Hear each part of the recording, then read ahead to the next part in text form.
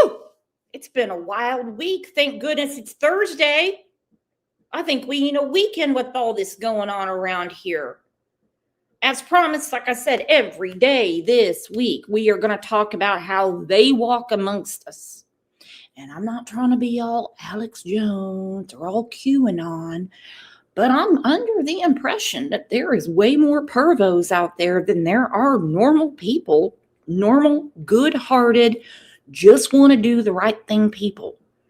I think we saw that big eruption yesterday when a woman was trying to tell her own story about what her mom's boyfriend did to her.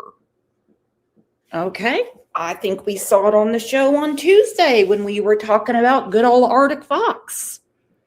And there was people in there going, how sad for him to get drug on the internet for something he just can't control. I'm telling you, we're on the edge of social media and mainstream media forcing it down our throat to make this acceptable. You guys, when you're on social media and somebody is posting something and you can tell it's very important, you can tell it is serious, and you see a ton of laughing emojis, and you're like, what am I missing? Is this an inside joke? I don't even look at it anymore because they are nothing but bots developed by social media companies to try to make us feel weird. I mean, this is definitely the devil's playground. I think it was Susan that said this years ago. She said, hell is empty because the demons are here. Well, today we're going to talk about Misty Roberts. Woo! She's a real winner.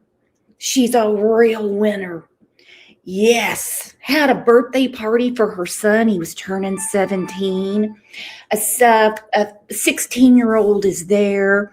Now, instead of just keeping out the Totino's pizza rolls and refilling the queso and making sure there's plenty of Coca-Cola, Dr. Pepper, and Gatorade, she decides to be part of the party.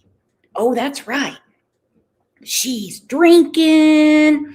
She's playing games with the boys out in the pool. They're taking selfies together. Well, she picks this 16-year-old and they do an unspeakable. Now, she denied it happened, but there is a picture. Remember, this is modern society. There is a picture. And the next day, in her drunken stupor, she went to the pharmacy to get a Plan B pill. Okay. In her mugshot, she has got a headband with fake pearls on it. You have got to be kidding me. Now, here's the kicker. She is an RSO. She has been found guilty. She will be sentenced on April 17th. Okay? But she is out still on the $100,000 bond. Now, I'm reading she can get 27 years, and I'm hoping that is what she gets. Particularly considering I had to look at those comments, and there was a lot of attaboy, I bet she taught you a thing or two. Gross. Well, thank goodness they had plenty of morally correct people on that jury that were just like, no, not gonna do it. So they get to school starts, okay? And the rumor's already out. Lots of kids were at that party. All boys is what I'm understanding. So there was a lot of, did you really do such and such as mom? Yeah, man. And it was making her son, the birthday boy, very uncomfortable. She told him, well, you just need to kick his ass. Woo! So they get into a fight. And of course, here comes the principal. You come with me. You come with me. What is this about? I thought you guys were friends. And here comes the truth. So the son, you just go back to class. I will deal with you later. You sit here. I'm calling your parents and I'm calling the police. And that is exactly what they should have done. Let's take a minute and tell everybody good morning and F pedos.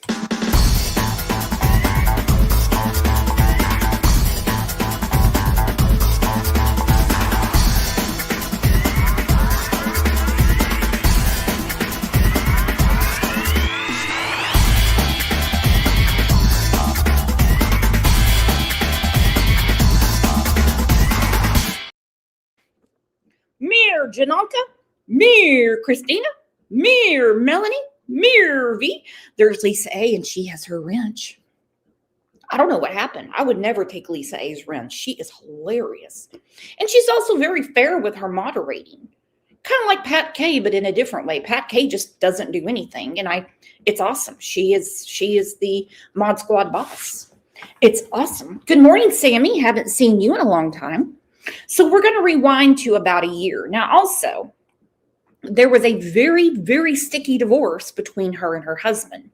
I think this is before she became the mayor of DeRidder, Louisiana. I would have to do like Lisa K. Ruitz and go check my receipts again. Well, she's been a real receipt-giving lady this week. It's been hysterical and comical to watch. Anyway, in their divorce proceedings, he took the stand and said while they were going back and forth and back and forth and back and forth with this, she seems that she's a real lush. She was definitely inebriated, and I'm glad no one cares about that, and said that she has done this. She has done this. All right, let's get to it. Now, remember, this is from a year ago. Now for what's trending in true crime. A Louisiana mayor is out on bond after being accused of allegedly having sex with a minor. Misty Roberts became the first woman to hold office of mayor. And look at her. Look at her. And you know what's really sad? DeRidder, Louisiana is a little town. And so, like, everybody knows. Everybody knows. Everyone knows. And all she did, it's not alleged anymore. She's been convicted. She just resigned. She just resigned from being mayor. She just thought that's all it was going to take. She just resigned. She just resigned. In DeRidder, Louisiana. Louisiana State Police arrested her last Thursday on charges of third-degree rape and contributing to the delinquency of a minor. Now, she was released after posting a $75,000 bond. This arrest comes less than a week after she announced to everyone that she'd be taking a 2-week leave of absence, but then she abruptly resigned with a letter. So we're asking, what does her resignation say to you? Let's bring in our guest, criminal defense attorney and law professor Don Milarczyk. God, I should have watched this before. Jennifer Coffindaffer's on there. Son of a bitch. All right, here we go. I feel horrible for her children. She has a daughter and a son. Obviously, I feel bad for the boy she attacked in the pool. I feel bad for every kid that was at that party. Every kid. You know what she was convicted of? The main charge. Felony having carnal knowledge of a minor child.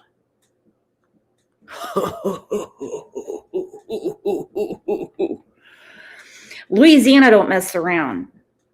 Okay. Good morning, Cinnamon Hot. What's up? I'm out. Exactly. The attaboys make me ill. I'm telling you what. I think anymore. I think you need to pass a psych exam to use that damn internet There's too many crazies out there. There's too many people that are indoctrinated, easily influenced.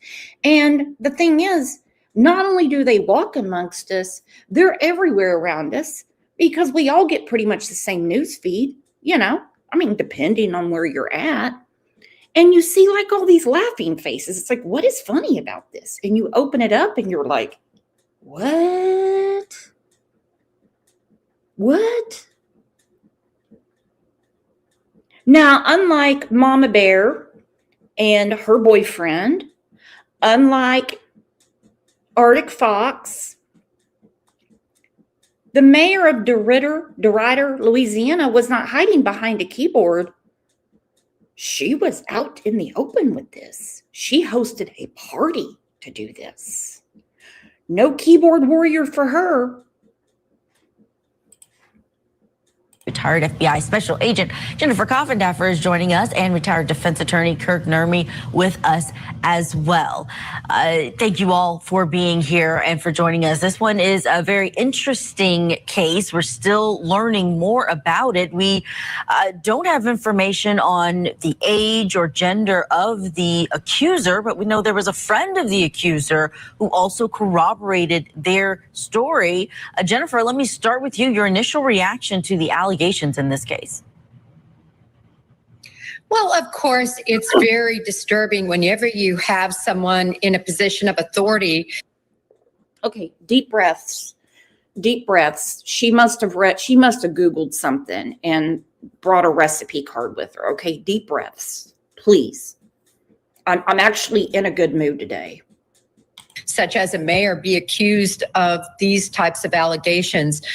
Anyone who is in such a position is usually very influential on a lot of individuals, and to use that power and authority possibly to influence sexual favors with someone who is a minor is truly disturbing. Her resignation letter basically says that she is proud of all the work she's done there in this county, Kirk. She likes everything that has been built, but she felt that she needed to step away. This resignation, no doubt to the public, can have some kind of implication, but what could it have on this criminal case against her? Obviously, we know the outcome now, okay, because she has been convicted. She has been convicted. But the defense, hey, listen, they gave it the good old college swing. They made it clear that this was consensual, and the age of consent in Louisiana is 17. Well, it is. With another 16-year-old or a 15-year-old or a 17-year-old, an 18-year-old. But the Romeo and Juliet kind of stops around the age of like 19 going on 20.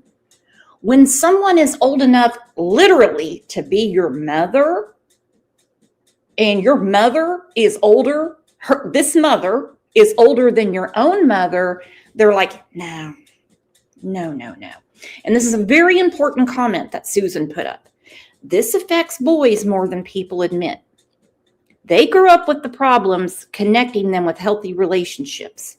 Also, trust me, it's hard enough for girls to admit what's happened to them. But for boys, they feel demasculated and they don't want to admit it. They don't want to admit it. And hence why this horrible, horrible thing that happened to him. He was acting like no shame in my game. I was all in on it. And then suddenly they were like, no, you don't get to consent to something like this. You are not in any trouble.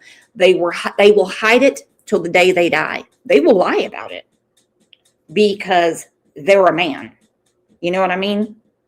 Boys are different than girls. Girls do not consider themselves women at the age of 6. Boys carry themselves a different way. I'm a man now. I'm 6. I'm a man now. My voice is changing. I'm a man now. I helped Dad change a tire. You know what I mean. Well, I don't know this is going to have any direct implication of the criminal case, but it gets her out of the spotlight, if you were. As mayor, she's accessible to the public. Questions are going to be posed, things of that nature, right? And she's probably going to have a defense attorney. And if she's smart enough to follow the defense attorney's advice, they're going to tell her not to talk, not to be in a position to comment on any of the evidence that's coming forward.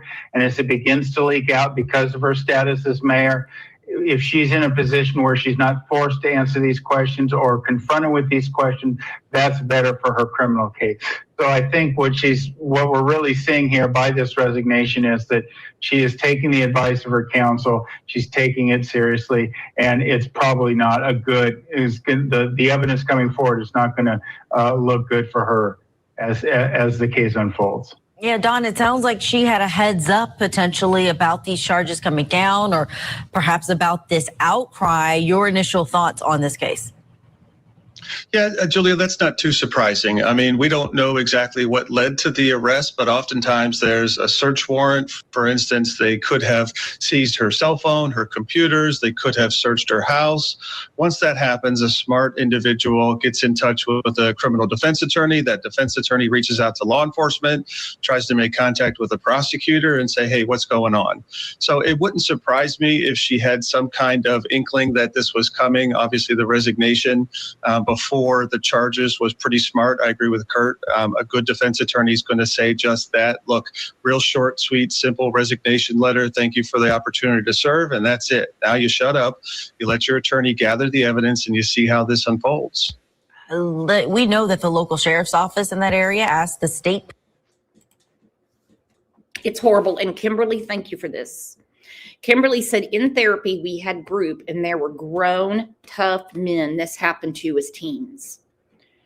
Whew. Everybody has their own journey when they start going to therapy. And I have heard of stories like this before.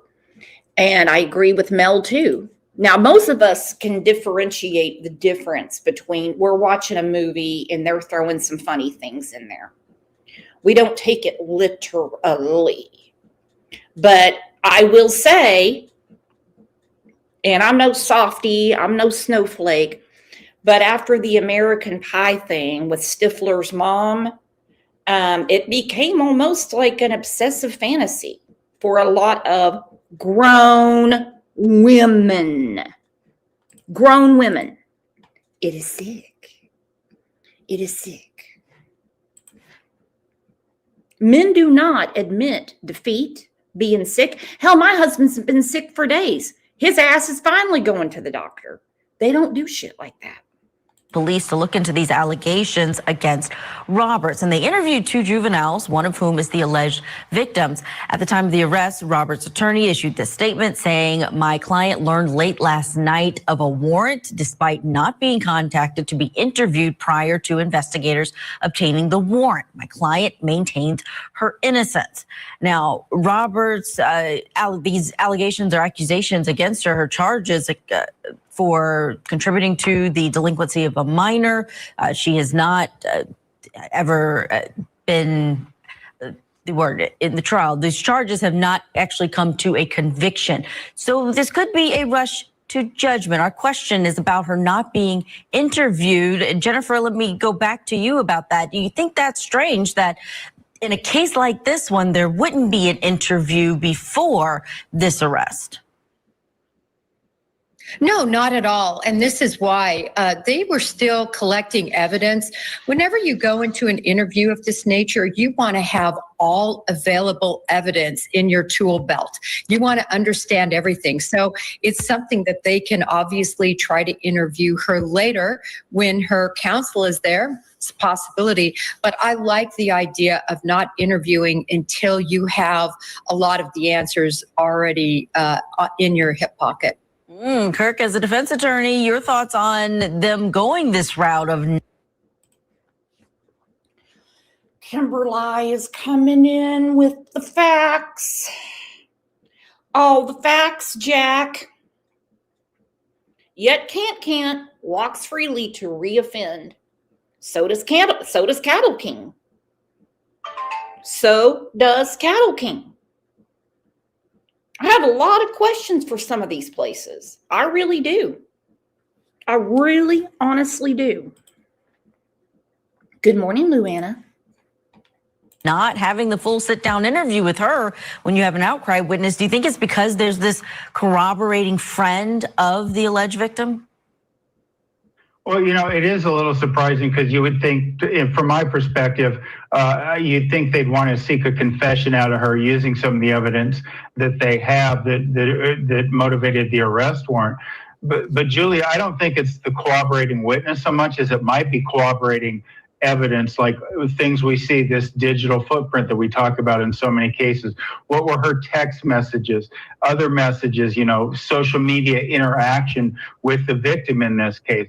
All those things can add up and almost negate the need for an interview, because if they're conclusive enough, these messages, this interaction, that could be enough to get the arrest and frankly, to get the conviction without a confession. Don, do you think her position as mayor, she's a 42-year-old woman, we understand she was married back in 2008, do you think her position as mayor could be the reason that the sheriff's office didn't want to wait, didn't want to go through this interview process with her just for accountability when it comes to a public servant? Julia, that's a great question. I got to say I was a little bit bothered by the attorney's statement because honestly, at any time, an attorney can pick up the phone, call law enforcement and say, hey, my client wants to sit down with you and talk to you. So he always had that opportunity. The truth is, you would never do that. No defense attorney worth their weight in salt would ever sit down and have an interview at this stage of the proceedings. You don't know what the evidence is. You don't know what your client's specifically being accused of. So you wouldn't want an interview. Well, we know what the evidence is right now because her ex-husband testified, her own son testified, and her victim testified. So did other people that were at the party. And she held her head high walking out of the courtroom. She really thinks that she's going to get a light sentence in April. I don't think she is. I do not think she is. But we will be talking about it. So it's a little bit disingenuous to blame the police for not affording that opportunity. Once she's represented by counsel, the law enforcement must contact the attorney. They can't just show up at her house and say, hey, we want to interview you. So I don't know all the facts and circumstances behind that statement, but it struck me as a little bit odd because you always have the right to call law enforcement and say, hey, my client wants to be heard. She wants to sit down. Let's have a meeting. And believe me, law enforcement would make that happen immediately. That is a great point, that they know she's represented by counsel, especially now, probably knew she was going to be represented by counsel. And when she got that resignation letter written up, she may have already had that counsel. So it would have not been much of a point to have that sit down or try to get one. Now, today we are launching a new thing here on Opening Statements, a members only Monday. Yeah, I'm not going to Court TV's Members Only Monday. This whole thing is sickening. How much time, just throw out a number, any number, do you think Miss Misty Roberts should get for this? They're saying the max would be 27. I'm okay with that. I'm okay with that. And I'm okay with states that have adopted this law that if you grape a child, you're eligible for the death penalty. I really am.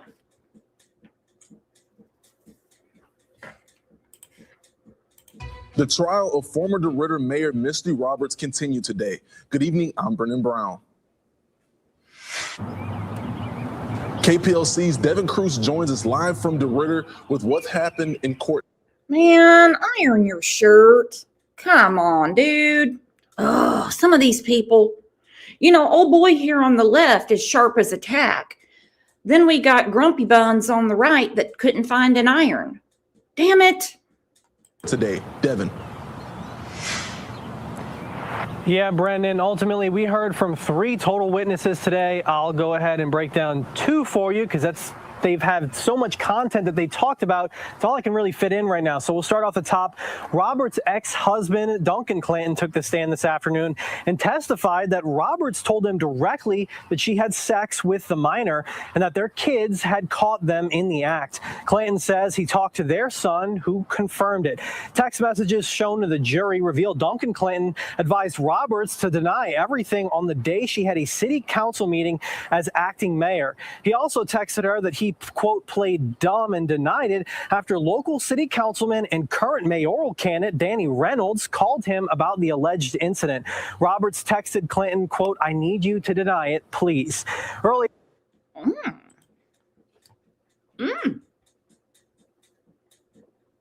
So a city council member reached out to her ex-husband and said, I need you to deny this conversation. My goodness. My goodness. Kimberly Brooks, off topic. When my son wears wrinkled clothes, he says it's advertisement that he don't have a girlfriend.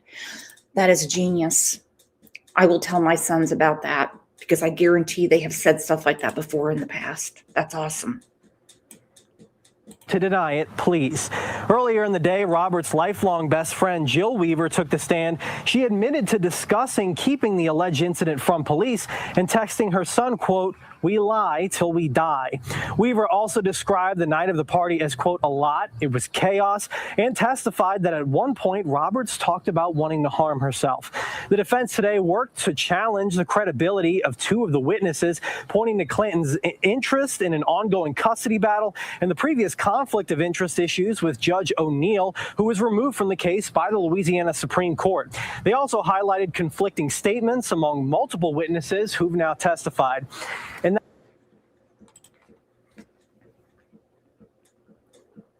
custody will not be a problem, okay? Custody is not a problem right now because, well, their son is now 19. Well, he'll be 19 this summer. His birthday's in July. The daughter, I believe, is younger. So custody will not be an issue because, let's face it, she's a convicted ped. Kimberly said she'll iron for Grumpy Buns. Okay. that was only just two of the three witnesses we heard from today. The other one is one of the friends who was at the party at the night of the alleged incident. Now, Judge Savoy says we will be taking Sunday off, but we'll be back here Monday morning. Again, if you want a full story, if you want the breakdown, if you want that third witness, you're going to have to look for that on our website. It's not up there right now, but we will have it up shortly. But for now, reporting live in DeRidder, Devin Cruz, 7 News. Devin Cruz is just about as professional as Lisa K. Ruitz and Jennifer Coffendaffer. If you want the full story, you have to go to our website, but we don't have it on there yet. So you're just going to have to keep checking back till I get back to the station and I put it on the website. That's awesome. That's awesome. Way to go, dude. Way to go. Okay, so this is what her attorney is saying. After last week, she got the devastating blow that every member of the jury found her guilty, unanimous across the board. These people were sickened. They were like, not in my parish in Louisiana, you freak. You freak. And let me tell you what, old Mama Bear and boyfriend, Jeanette and Jason, they better be careful. Because when these, I'm not warning them about anything. When these police reports are filed in Louisiana, there's going to be some problems, dude. Remember, unanimous.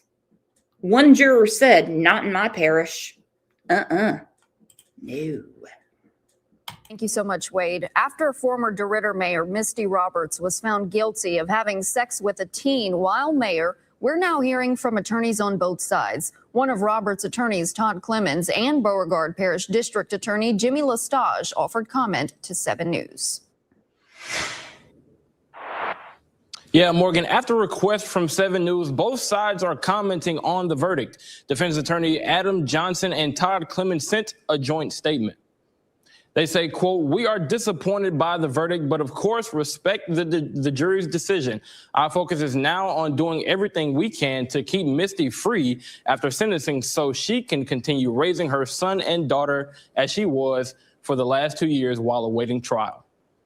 As attention around this case continues, we simply remind everyone that behind every headline is a real person and a real family living through it. Regardless of how anyone views the outcome, grace and humanity are always appropriate. Wow. Goodness. Goodness. What a mouthful right there. Grace and humanity are always appropriate. I have grace and humanity for her victim and for all the people that are involved in this, and they were exposed to this nastiness, and it is nastiness. Yeah, I got no grace and humanity for her lion-ass ex-husband, or her lifelong best friend that says, "Oh, she was so depressed that night. She was talking about self-harm, and I didn't know what to do, but it was so chaotic." Shut up. Shut up. And Beauregard District Attorney Jimmy Lestage is commenting today saying, quote, "I am happy to be able to provide justice for the victim and families involved in the case. I thank the jury for their patience and attention listening to and viewing evidence for over a week. ADA Charles Robinson worked tirelessly in this case and did a fantastic job for the office and for the community."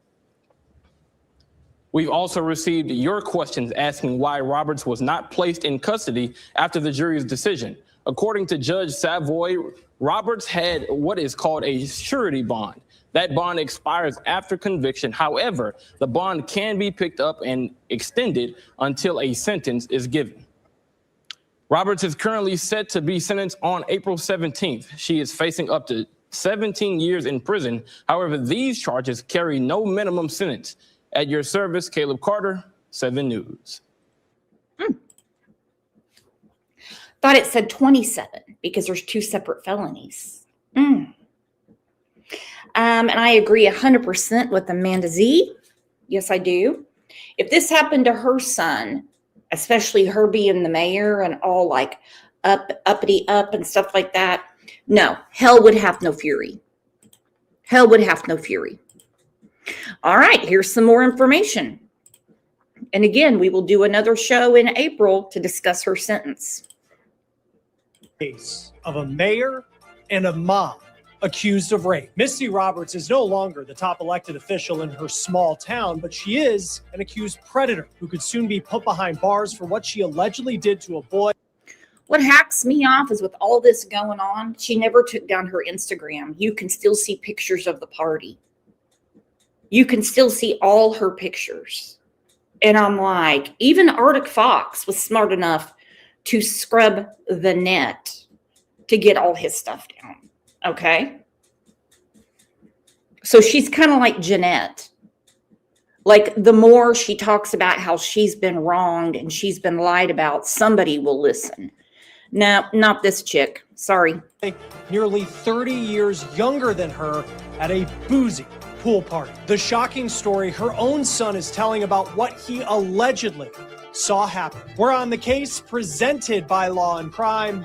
I'm Chris Stewart. OMG, can I tell you guys a secret? There's 94 people in here. By the way, everybody, hit the thumbs up, hit the like, make sure you're subscribed. This chick looks like my husband's ex-wife. She really does. It just hit me. Now I understand why I'm double grossed. Okay, let's go forward. Yeah, she does. She looks like my predecessor. Ew. Hey guys, thanks so much for following this episode of On the Case with us. And we're able to bring you this story because of our incredible partner, Morgan & Morgan. Horrible clothing.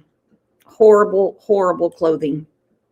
You know, the Hanes t-shirt and the jacket that doesn't match and the pasty white skin and the hair that looks like Twilight. They got to do something with Chris Stewart. No.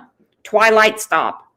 one description. They can come from all different backgrounds and they can be all different ages. And this story truly is an example of that. And the person at the center of this story is the once mayor of DeRidder, Louisiana. Her name is Mayor Misty Roberts. She's a divorced mom of two who allegedly took advantage of a 16-year-old boy at a pool party in 2024. Now, she is fighting these accusations hard. She has pleaded not guilty, and she is innocent until proven guilty. But prosecutors are stacking a case against her that includes the words of her own family members, including her own son, when she signed a proclamation making April of that year Child Abuse Awareness and Prevention Month. So you can see that this came as a shock. Okay, Angie, it won't let me put a comment in. It keeps saying YouTube rejected your comment. This usually means they think it's spam. Try changing it a bit. And I did change it a bit. Yes, I will make the survivors group. I just need to talk to Cat OG about it first. To the people of this community that their own mayor, a two-term mayor, by the way, would be accused of something so horrific. Let's break down what allegedly happened on a hot summer night in 2024 in Southwest Louisiana. So Roberts is actually currently on trial for this, and we've been following this closely. Louisiana, though, it's one of those states, they don't allow cameras in the courtroom. Like Oklahoma, they do not allow cameras in the courtroom. I will say this, there is a bill going through, it's House bill. Can't remember off the top of my head. I don't think it's going to fly.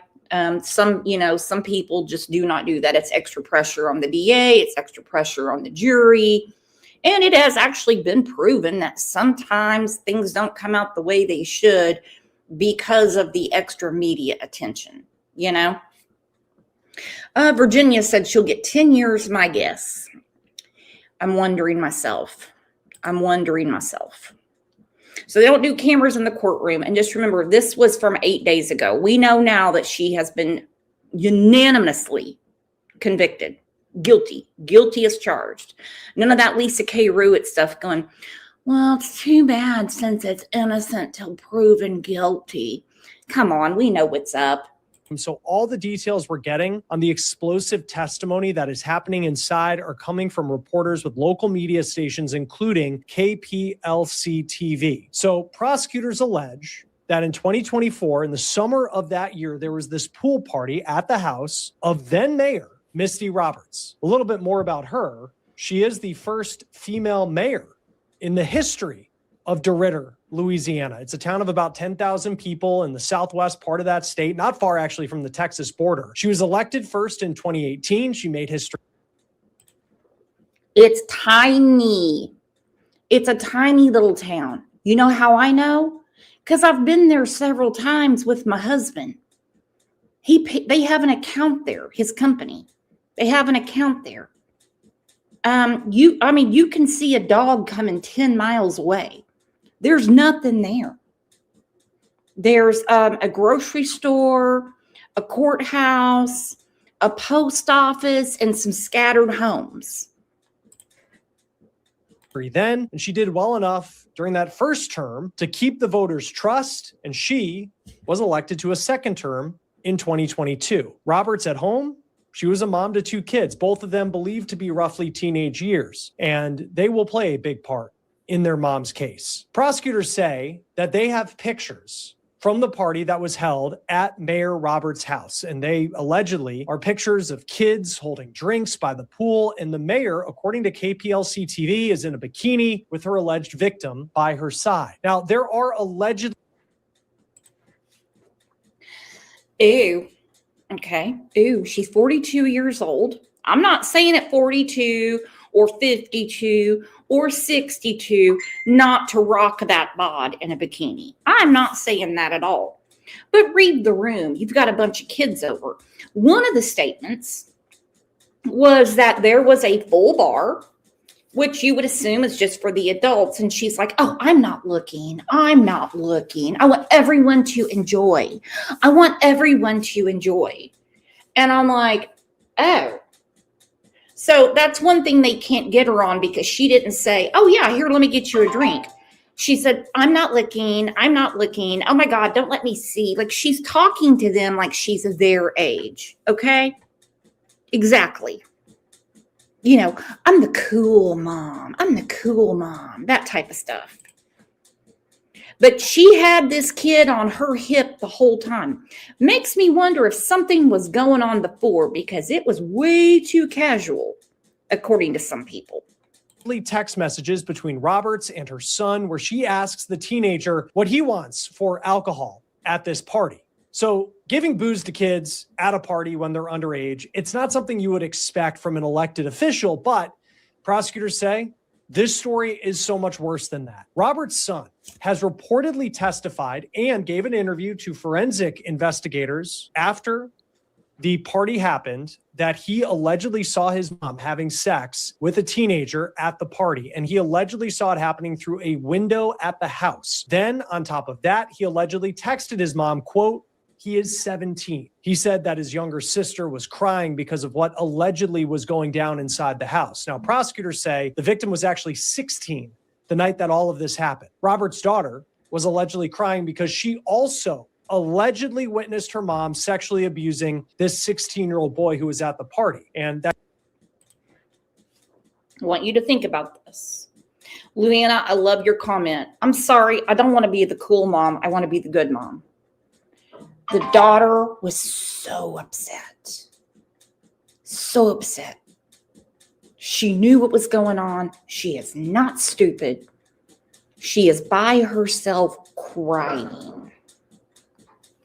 By herself crying. She had to go to school too. Remember, this is a tiny town, 10,000 people.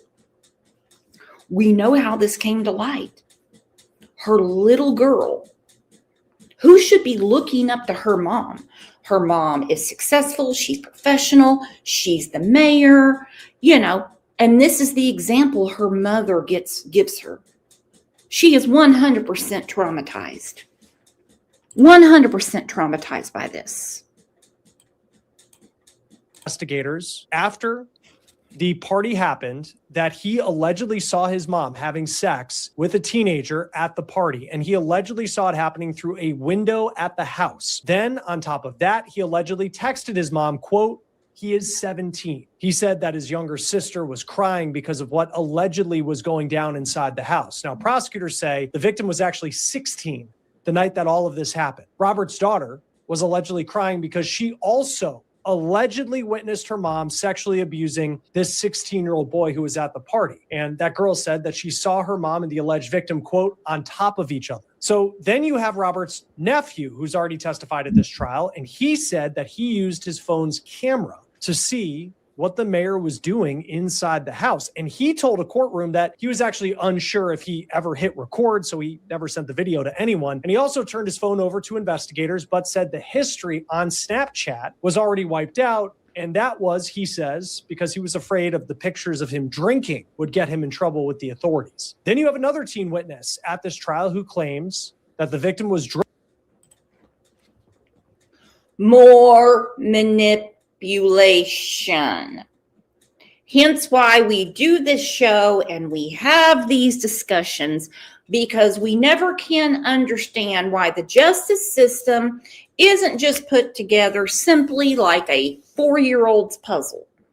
It's because of situations like this, at least in this case, where you have kids saying, I'm not saying a word because I was drinking and I don't want to go to jail. This is how children think. Okay? This is how children think. So that's the reason they don't want to say anything. Remember the Kylie Rodney case? It was like pulling teeth to get anyone to talk because they knew they were doing stuff they weren't supposed to do. They knew they were out after curfew. They knew they were drinking under the age. They knew what they were doing. I have a feeling she has more than one victim. I'm only speculating. Walking Dead's not. She said, yep. Retro hit the nail on the head. Maybe that was her intent for having a bar.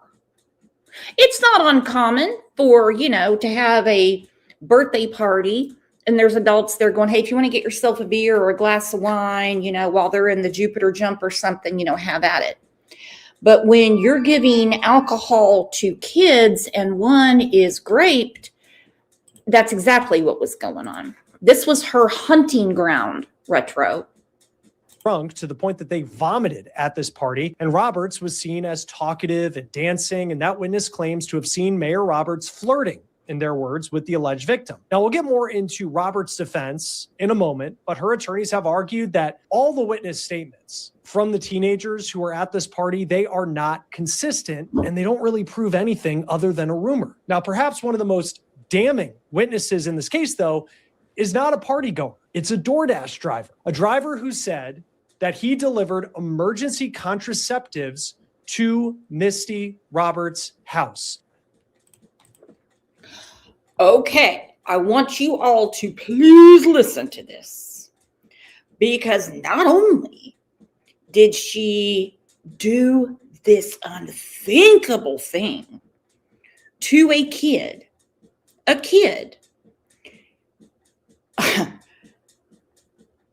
this was unprotected. We know she is not exactly the most moral person. Okay? This was unprotected. She could have given him anything. Remember, her and her husband were having multiple affairs, and they finally got a divorce. OMG. She calls DoorDash to get her a plan B. Soak it in. This party, they are not consistent, and they don't really prove anything other than a rumor. Now, perhaps one of the most damning witnesses in this case, though, is not a party goer. It's a DoorDash driver, a driver who said that he delivered emergency contraceptives to Misty Roberts' house. Prosecutors say that the mom of the alleged victim actually texted the mayor asking if she was pregnant after the party. Roberts allegedly replied in a text message that she was on birth control, but she would take Plan B, the emergency contraceptive used to prevent pregnancy, often right after people have sex. Now, the DoorDash driver, he testifies in this trial. Think of someone who is just doing their side gig, and you get wrapped up into a trial like this. So this DoorDash driver, he's at the trial. He testifies that the order that he made a run for to get Plan B, the user who ordered it went by the name Misty C. Now, he also said that he knew that it was Misty's house because he allegedly went there already with his kids around Halloween to go trick-or-treating. On Monday, the victim's mom testified that her son told her that he did have sex with Mayor Roberts. According to KPLC TV, the local station in the courtroom, the mom said, quote, he said that they had sex and that he was disgusted. Quote, he apologized and we said he had nothing to apologize for. She said her son told her that the mayor was flirting with him that night, complimenting him and wearing a bikini at this party where it's been reported that the youngest person was just 14 years old. The defense is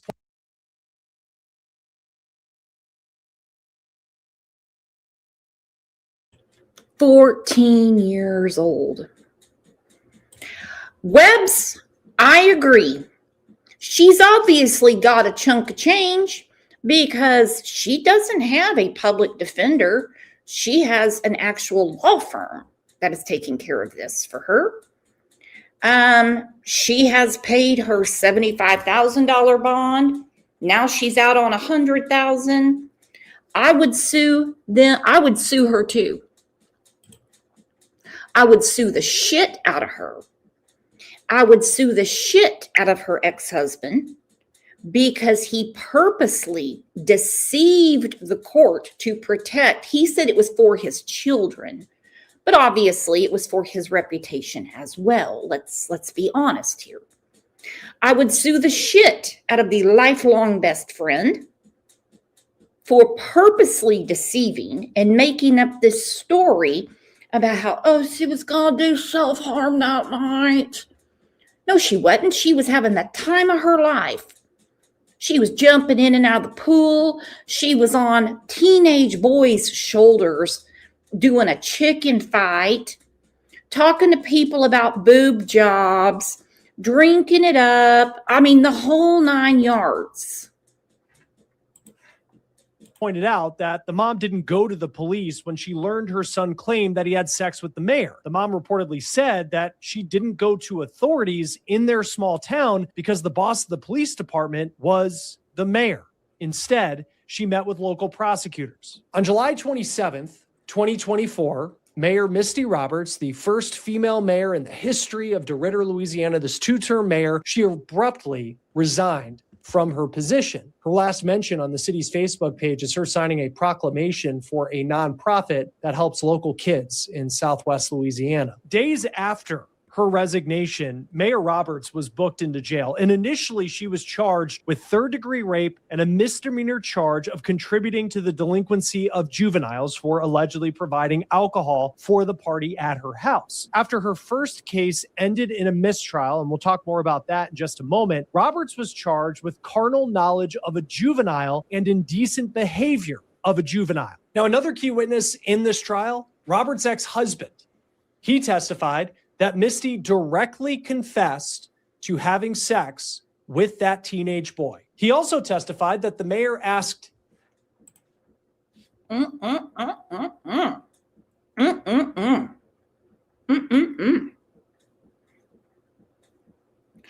I know through some of like the local message boards, a lot of people were really upset with the way that the victims' parents handled this. They were like, well, why didn't they call the police? Why? Well, the school called the police, but she didn't want to speak with the police because Misty at the time was the mayor and she's the head of the police. She went straight to the DA because she was afraid this would get swept under the rug. I applaud her for that.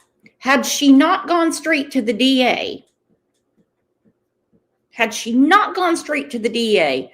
this may never have come to fruition. Because the mayor can easily tell the police, we're not doing anything about this. This kid is lying about me. And hey, you all have bonuses coming up. You all have something with your union about a pay raise. I'm just throwing it out there. I'm not saying that happened. But we understand the world. We do. So his mom and dad are smart people. That why the hell would we talk to the police? She is their boss. She's not the DA's boss.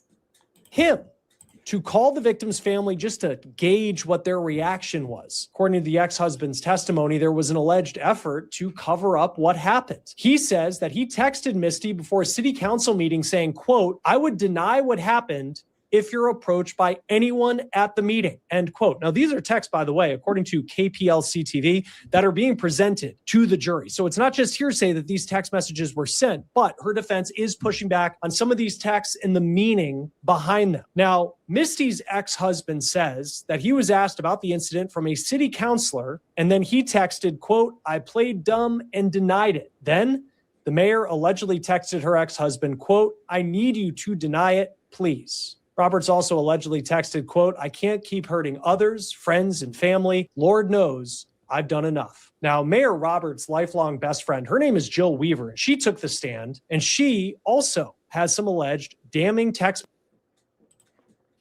Jill's a real piece of shit, too. And Tattoo Unicorn, I agree. That is scary to even think about when you have someone, even though it's a tiny town of 10,000, but you have someone at such a high level position like a mayor, and you're sitting here going, okay, so a police report has been filed. The school's aware, I'm aware, but they can easily make this go away. It happens more than you think. It really does. And it's kind of hard to tell your boss, the one that signs your check, that, hey, we're pressing charges against you. We're taking him at his word. We're going to go ahead and open a full investigation and get all these cell phone videos. We're going to talk to people from the party. She had the mom of the victim, had to go a step above to make sure it was done. Messages of her own, including one that she sent to her own son that said, quote, "Lie till you die." Then there is a group chat that Weaver testifies about where there is a text from Mayor Misty Roberts saying, quote, "I'm telling you he didn't." That is when prosecutors ask Weaver and this is a little bit explicit to say here, but prosecutors asked Weaver what she believed that text message from Misty Roberts meant. The text message of, quote, "I'm telling you he didn't." And Weaver said that she interpreted that as the 16-year-old did not ejaculate during sex. So you can see that. How did she know? And why did she call DoorDash to get the plan B? What is she talking about? What is she talking about?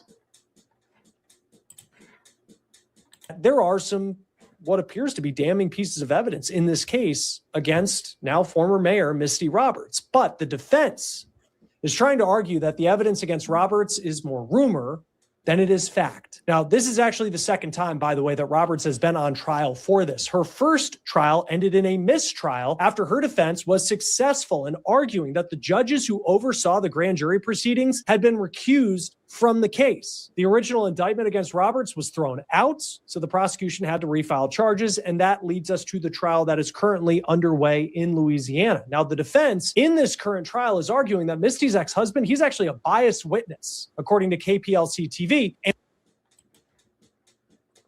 You are so right, Janonka. Sadly, this world is full of these kind of sick people. You are so right.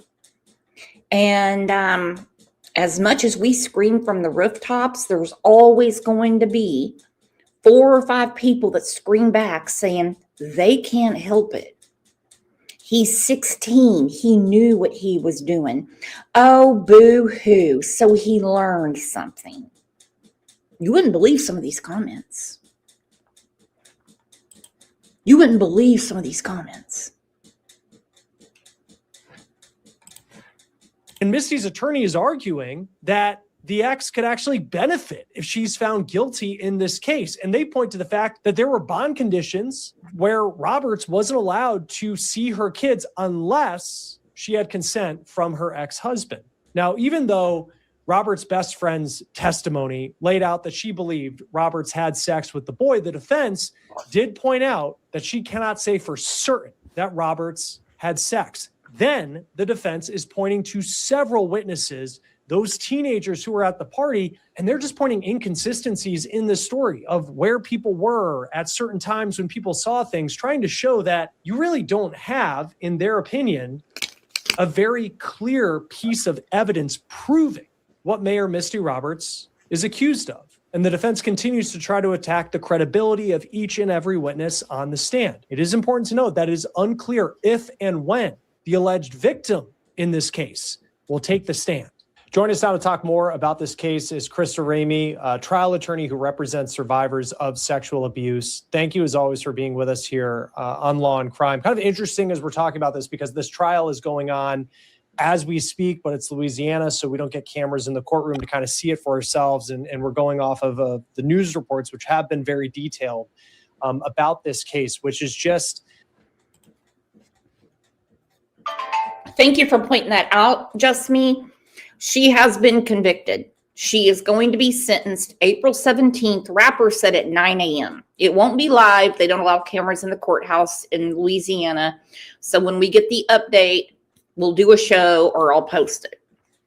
So this is basically the backstory, telling me, explaining to all of us how manipulative and what these peds will go through to keep their secret. Okay? And I think by now we have learned they go to great lengths to protect what they really are. We were talking beforehand because we've unfortunately talked about stories. Maybe it's a teacher, a coach, a medical professional, a clergy member who would be accused of something like this. But in this case, you have a mayor, a 2-term mayor, someone who is reelected to the position and then is now facing a charge of allegedly having sex with an underage boy at this party where she allegedly fueled it with alcohol. How common is it to see someone with her background facing these types of charges? Not at all. So rare that I ran statistics before we got on this call, Chris, because that kind of being a mayor blew my mind. And then top it off, she's having this party, that is, with minors there, and it's a swim party, so everyone's, scantily clad in their swimsuits and whatnot, lots of minors drinking. Okay, I grew up with an in-ground pool. I had lots of swim parties. My dad wasn't out there playing with the girls. When boys were allowed to come over and swim, which I think was like twice for a couple of birthday parties, my mom wasn't out there with a bikini on. No. They sat outside in the heat, sweating their asses off to make sure, because they were always scared of some sort of like homeowner's insurance claim if someone got hurt. That's what normal effing parents do. And that's exactly, now that I said it out loud, exactly what the victim's family should do. They should sue her homeowner's insurance company because he was attacked on her property. I'm telling you, I know who this boy is. I'll reach out to him. Well, hello, Lips. How are you, baby? Drinking. And I think that it was her own child that walked in on what happened and caught her in the act. I mean, you see this more frequently. And I think that we've talked about this before with certain types of professions. Perpetrators put themselves in positions of trust with children. And so that's not typically a mayor. That's typically a teacher, a doctor, a scout leader, a band coach, a football coach, whatever that may be, a cheer coach. So you typically see it with professions that spend a lot of time with children, that put themselves in positions of trust, and where it's not uncommon to spend, a lot of time with children. She's a mayor. She has this party at her house with kids. I have no idea how this would even come about. And wild, really. Yeah, I mean, I even think, just on the alcohol part of it, which is a very minor part compared to what she's accused of in the grand scheme of things, but just that there are text messages, she's like asking her son, like, hey, what alcohol do you want for the party? And she's fueling this thing, and allegedly, and then that leads to what we're talking about in terms of the major charge that she's facing. And from what we can tell, there's a lot of witnesses here, and there's alcohol involved in this party.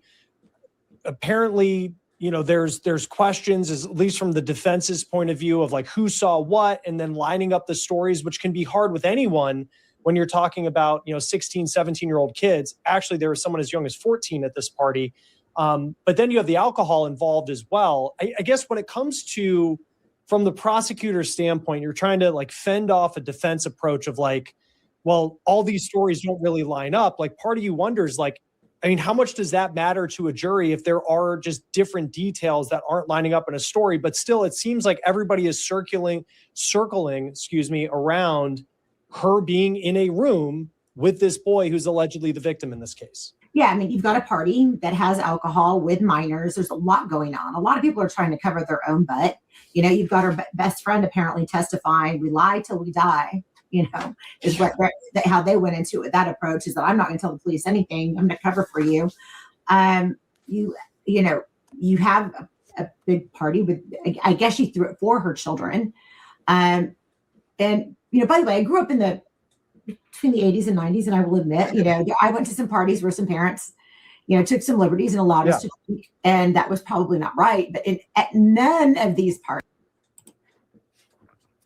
Are you kidding me? Me and my girlfriends would sneak beer from my dad and take it out to parties at the lake. Okay.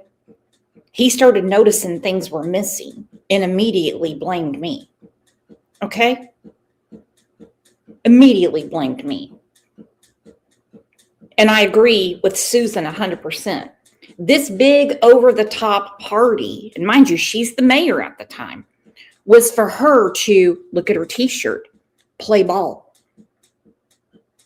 Play ball. Her husband left her. This made her feel youthful. Many people have talked about her midlife crisis. We're doing the hair extensions. We're getting the Botox. We're not talking about simple maintenance or anything like that. She's really wanting to almost make her ex-husband jealous. Well, my goodness, you could have dated someone else, maybe around your age. But look where you're going now. Do you think he's jealous of you now? You're getting sentenced in April. You're getting sentenced. And Louisiana doesn't mess around. That's what I said yesterday on the show about Jeanette and Jason. I don't want a bench warrant anywhere, but I damn sure don't want it in Louisiana. No, thank you. No, thank you. Did I even see the parents present? They were kind of like off in the background, weren't participating. They were making sure things didn't go sideways. There were other parents there as well. So it was kind of like a supervised, like, illegal event. You know, here she's like in the pool with them with this bikini on. You know, so it's you're going to get different stories at events like this for a number of reasons, and first of which is that people are drinking and they're underage, so they're trying to cover their own butts. Yeah, and the text messages, it does seem are very strong for the prosecution, where you had, in some ways you could look at it as an alleged cover-up, where like her ex-husband was saying like, hey, if you go to this city council meeting and someone asks you about this, like, don't say anything about it. And then you can kind of see, because it is a small town and she's the mayor, so like she does have a good amount of power in this small town, that you saw people, you know, whether it was her friend at one point or her ex-husband, who are now kind of flipping and from based off the testimony we're seeing that, you know, they end up being relatively strong witnesses, it appears, for the prosecution. In these types of cases, where you do have this small town dynamic and people in power, maybe it's a coach, a teacher who's beloved, like, how much does that factor into how these cases typically go, especially because she was someone who everybody knew? So typically when a prosecutor is making a charging decision and a decision to move forward with a case like this, you're gonna have a prosecutor with corroborating evidence. This is not going to be a situation where you've got all of these stories, they're all over the place, and then, you know, but they're going to put it on anyway. So, you know, while she has power and is beloved, I noticed that once people start getting on the stand and are actually testifying, they're not lying, if you will. They're telling what they saw and what they knew. And, you know, the ex-husband testifying about that, city council meeting, and the best friend saying that we said lie till we die. But when it came right down to it, she didn't when she took that oath to tell the truth.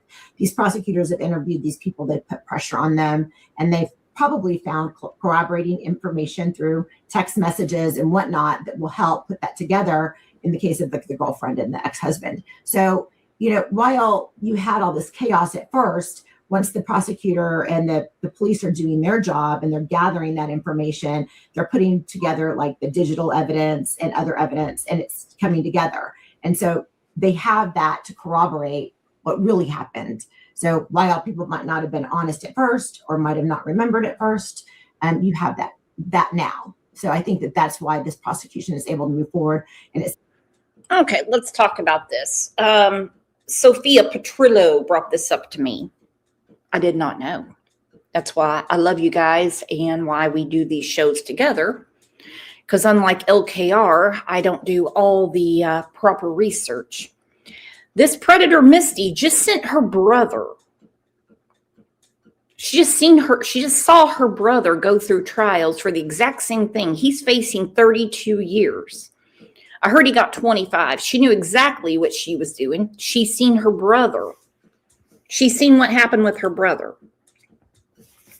He did the unthinkable with a 13-year-old child. Sounds like with a pretty strong case. And from what we've been following, the alleged victim in this story has not testified. Unclear if they will testify. His mom did, and she talked about how, you know, he comes home and like something was wrong, and then he allegedly tells her that this is what happened, that he had sex with Mayor Roberts at this party. Frankly, he was allegedly sexually abused by the mayor at this party. Is probably the framing of it in a. And I know this is going to sound off topic, but I think about Allie in the Summer Wells case when she said on June 15th, 2021, when Hunter got back, he was acting very different. Now, mind you, that's Allie. She's not here to defend herself, but she's not the first person, the victim's mother, to say, you know, he just went to a birthday party and he gets home and he's acting totally different. He's acting totally different. In a better way, just considering what happened. If he doesn't testify, is there still enough there to get a conviction if you're the prosecution? There is. He did testify. He did testify. He did testify. And his family was there. He had a lot of support. She did not shed one tear. She stared him down to the point that the DA said, "Don't look at her, look at me. Just look at me." The defense tried to object it, that she has the right to face her accuser. Well, she is facing her accuser. They're in the same damn courtroom. They're in the same room. She's being confronted by her accuser. She was sitting right there, blatantly intimidating that boy that she raped. I have no time for these people. There's still enough there to get a conviction if you're the prosecution? There is. And I think that you make some decisions being trauma informed. You don't want to re-traumatize a child if he actually is, still in that trauma right now. You've got evidence that can establish what happened to him without him telling what happened to him. You've got someone that walked in on it. Her own child walked in on it and saw what happened. And so I think that it's not necessary in this case to put him on. If you don't need to, you might not want to. I mean, there's cases oftentimes where victims don't testify. You see this often in domestic violence cases where a spouse will change their mind and say, "No, he didn't hit me at all. I fell." And they can put together evidence enough to put forward a trial. And, here with childhood sexual abuse, oftentimes you see these cases move forward without the survivor testifying, but others testifying. And because I think too, where just kind of looking at how the defense has gone about this, and it's, trying to poke holes in every witness's story, and even to the point where they're getting specific with, I think it was her son who might have had, the most clear view of whatever happened inside of the room, and then kind of questioning of like, well, how much did you really see? Not to get graphic, but like in these cases where you are trying to prove that this person, had sex with this other person, like how specific do you need to be? Because I think from the outside, we can look and say, well, something happened in the room. Like they weren't just in the room. But I guess how specific in court does it need to get of like a witness saying, I specifically saw this, for a jury to say, I believe that she's guilty of these charges? You don't have to be so graphic as to describe, the sexual act that you saw. And the mere fact that there is skin-on-skin contact with an adult and a minor is alone enough to prove what they need to prove. Now, there are enhancements with penetration that you may want to get. So you may want to get those extra steps, because that then, if she even blamed her own son, because in court, when she was the text messages that she accidentally forgot about, she was kind of like, "Oh my God, that was wonderful." And he's like, "Yeah, I had a great time." He's probably talking about the pool and the pizza and hanging out with his friends. I think he was trying to be polite to her because he's probably scared or just grossed out. And she goes, "Well, next party, I'll let you try another hole." And I don't think she meant planting a rose bush, my friends. I don't think that's what she was talking about.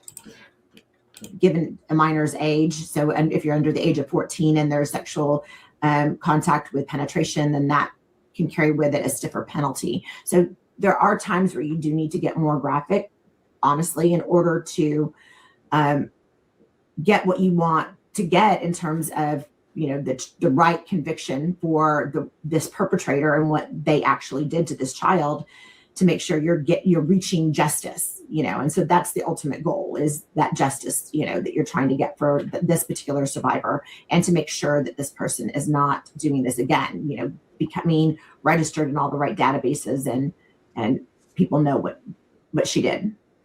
Well, and because, I also just think of the fact that this was a party where, like, and I think anybody who, I remember in high school, there would be, similar situations, right? Like, it's not like, there were parents that bought booze for parties, like, especially as you get like older high school. It just happened. It wasn't my parents, but I think like everybody, there's a lot of people listening and watching that can, admit that stuff like that happened.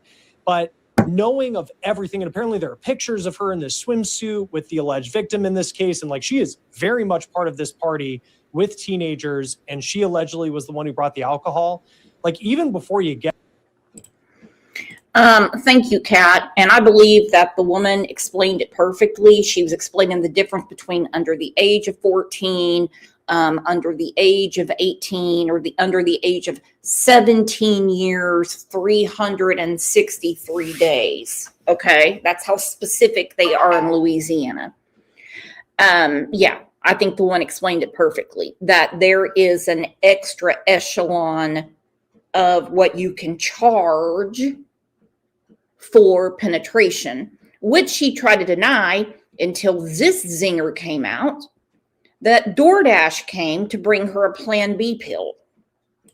Okay, now they're not going to bother DoorDash if they brought her a McDouble because she was soaking up the booze.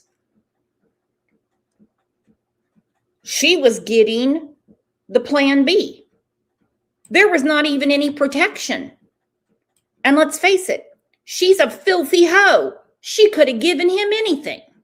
Everything. And apparently there are pictures of her in this swimsuit with the alleged victim in this case. And like, she is very much part of this party with teenagers. And she allegedly was the one who brought the alcohol.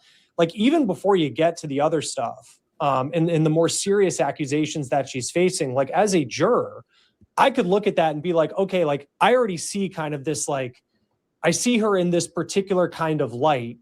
Like, how much does that, knowing that that's not as serious and as bad, and maybe it is more common than we'd like to admit, like, how much does that impact the way a juror might look at what she's accused of doing in the room, knowing that she was the one who allegedly brought the alcohol and was very much part of the party, and that's just inappropriate for someone who's older to do?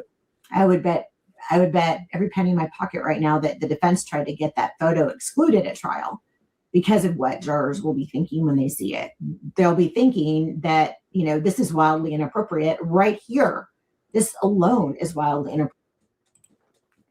I don't care what people say about filters and AI. Listen, even the untrained eye like Mawa can tell the difference. Okay?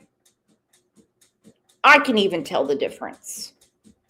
Kat had to show me, but still I can tell the difference. I think we all know that my profile picture on Crime Lines and Lies is obviously a filtration system because I do not have gray porcelain skin. Okay? Pictures do still speak 1,000 words. And the picture they saw was grainy through a window or through somewhere else, I can't remember now, of something that was uber obvious to the jury. And was very much part of the party, and that's just inappropriate for someone who's older to do. I would bet every penny in my pocket right now that the defense tried to get that photo excluded at trial because of what jurors will be thinking when they see it. They'll be thinking that, this is wildly inappropriate right here. This alone is wildly inappropriate. Why is she in this swimsuit, in this close proximity to these children that she's providing alcohol to?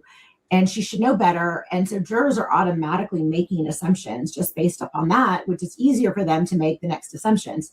And so if I were defending her, I would be talking about how this could be used as character evidence offered to prove bad character. And it doesn't have a lot of probative value, meaning that it doesn't offer much in terms of proving ultimately what you're trying to do, which is the lewd act of the child. It's, this is something else, just showing that she's a bad person. And a jury is more likely going to convict a bad person that will put themselves in this position just having that information alone. So as a defense attorney, you're trying to get that piece of information out. As a prosecutor, you want it in because it tells the whole story of what happened that night. When it comes to just the dynamics of this story, and there's a lot there. I mean, you have this woman whose own children are testifying against her about what they allegedly saw. And you think of the trauma that that'll do to just her own children having to deal with it. You have this dynamic of a mom. I know some people think this is not a big deal, but it's a huge deal because there are many, many, many, many states in the good old US of A that do not allow children to testify against their parents in open court. It is a backroom deposition. It has a court reporter. There is a judge. They tell their story. It is part of the court record. It is mentioned in court. It is broken down in court. They might even put a video up. They don't do it. Again, why I said Louisiana doesn't mess around, because nothing is going to convince a jury like a victim himself, who is now 18. Well, he'll be 18 in the fall. A victim himself telling what happened to him. Her own daughter, her own son, her own lifelong best friend. I'm her lifelong best friend. I'm Jenna Weaver. I'm her lifelong best friend. So you have to believe everything I say. Oh my God, you have no idea what she's been going through. So this is just a little speed bump for her, and we're going to get through it. Okay? Okay? Nothing's going to convince a jury more than an actual victim, and yes, her children are victims too, talking directly to them. Who furnished alcohol to minors allegedly, and then allegedly had sex with one of the minors. You have this stigma, I think, of, for this male victim, and people probably would make jokes. And I'm sure in the comment section, there are jokes, being made about it. Like, just as you look at stories like this, like just kind of the dynamics, the people at play. Okay, I'm going to forgive his wardrobe for a second. I really am, because it is heinous, and his O face really grosses me out. Okay, horrible joke considering what we're talking about. He's even saying that they know what's going on because they can see their own comment section when they talk about this and how there's jokes going on around it. And then we get back to why people victim blame and say, why didn't they say something? Why didn't they say something? Well, you can't just call the police. Why don't they say something? Brooks, I'm so tired of these people not doing anything about what happened to them. He's sitting there talking about a very open public forum. A lot of them. X, YouTube, Sirius Radio, Facebook, where people are in there going, oh, boo-hoo for him. We know he's probably done it before or thought of it. OMG. I've thought of getting a shorter haircut, but if someone came in here and grabbed some scissors and did it for me, I wouldn't be too damn happy. Okay? Like, what stands out to you? First of all, you don't need to be the cool mom. You just don't need to be the cool mom. You're the mom. And if your kids and your kids' friends happen to like you, that's great. But throwing a party like this is never okay.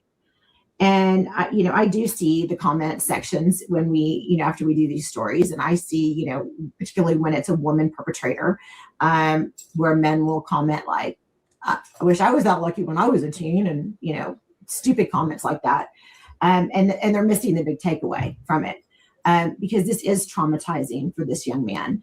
And this is something that he will have to relive and get through, and eventually get to a place where he's not having dysfunctional relationships in his future because of what happened to him. Because when you are abused as a minor, and you see this a lot, particularly with the males that are abused, and you saw this a lot with a lot of the pre-sex abuse cases, and kind of the information we now know about survivors because of these mass cases that we've looked at over the years, unfortunately. And you see these people becoming, sexually promiscuous. They have problems in their marriage later in life. They end up becoming abusers themselves. They don't understand, what a real good relationship looks like. These relationships that we cover, while they are sensational, I guess, in some respects, they are completely, unbelievably tragic human stories that have really lifelong consequences to these survivors. No, that's really well put. And I also just think of too, because there's a lot of stories we cover where we see, female suspects, like in this case. And, sometimes I think of like, when you think of a sexual predator, like the first, like maybe the stereotype in your mind is like a Jerry Sandusky looking, type person, frankly. And it's not someone that looks like Misty Roberts, but I guess how common is it to have cases like this where you do have, kind of in the grand scheme of things, because these are the stories that get a ton of attention. Because I think part of it is because you have a female suspect, a defendant in this case. Well, in childhood sex abuse cases, male perpetrators far outnumber female perpetrators. They do. I think that what we tend to hear about in the news is the more sensational and not the same story we've heard over and over again about the scout leader or the band coach, right? Unfortunately, those stories get headlines, but I think that it's important in some respects that they do, not because it's a woman or because it's uncommon that it's a woman as a perpetrator or a young woman. It's because that it keeps stories like this in the headlines, and it helps people like us talk about what to look for with your own children and conduct that you're observing kind of out in the world. If you're a teacher and you're noticing something with one of your colleagues that doesn't quite sit right with you, it helps us be able to tell that part of the story about what we can do as citizens that want to protect kids and make sure that they aren't harmed, because they are harmed by this regardless of who does it, a male or a female, a teacher, a doctor, or a mayor in this case. Yeah, and it's just a shocking story. We'll see, once this goes to a jury, how it all plays out. Krista. Okay, it went to a jury. She was found unanimously guilty on all counts. She is still out on bond because she didn't have a regular bond, like a 10% bond or bail, or she has what's called a surety bond, which means she paid cash. I went and did the beep, beep, beep, boop, boop, boop. Went to the good old Google, which, I tell you what, they're in a lot of trouble right now. So hopefully they were telling me the truth. But again, I believe everything I read on the internet. A surety bond in Louisiana is cash. Okay? Cash. So $75,000. How the mayor of Bumblefuck, Louisiana had that kind of cash, I will never know. So they will extend it because, they don't want to part with that money. But her sentencing is April 17th, okay? And we will keep an eye on it. So let me ask you guys before I shut this down, do you think he's her only victim? Because that's pretty damn brazen. We've talked about this all week. There's never one time. There's never one time. Nobody in the jail right now for a DUI. It was their first time driving tipsy. Nobody in the jail for rape is there for the first time. Nobody in the jail for SA was it just that one time. And again, this is very brazen. This was not, come over and just tell your mom you're babysitting and they're alone. This was wide out open at her son's birthday party in the pool, and then it moved into the house behind some furniture. It's only exactly, Susan, it was the first time she was caught. I'm going to use that phrase from now on and just got charged. I'll be like, this is the first time they were caught and got charged. That is 100%, 100%. All right, you guys, I'm not going to keep you any longer because let's face it, we had like a 2.5-hour show on Tuesday, wild AF, 3 hours yesterday because that was a lot to get through. And I did understand your comments about some things that people were upset with me about. I was really trying to give Taylor all the space I could and make her as comfortable as I could. So anyhow, I think we get the gist of this one, okay? And I really hope there was deep child forensic psychologist that spoke to her son to make sure nothing happened to him and all the boys that were there. Well, you guys are the absolute best. I will see you back here tomorrow morning. We're still doing this series. Like I said, we're going to do it all week. They walk amongst us. Another PED was found in Springdale, Arkansas. Does that ring a bell? And going through his Facebook, it seems that he is friends on Facebook with the one and only Donald Wells. So we are going to talk about that tomorrow morning. Me love you long time.